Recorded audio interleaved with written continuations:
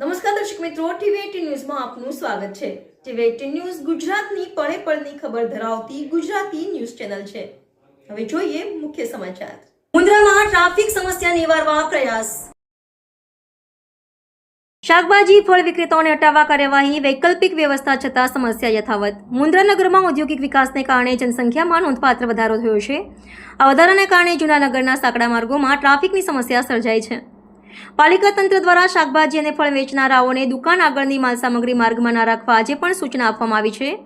સુધરાઈ પ્રમુખ ભોજરાજ ગઢવીના જણાવ્યા અનુસાર બારોઈ રોડ અને મેન બજારની સાંકડી શેરીઓમાં નવા માર્ગ બનાવવાના હોવાથી હંગામી દબાણો દૂર કરવામાં આવશે। પોલીસના સહયોગથી હાલ દબાણ ના કરવા સમજ અપાઈ રહી છે।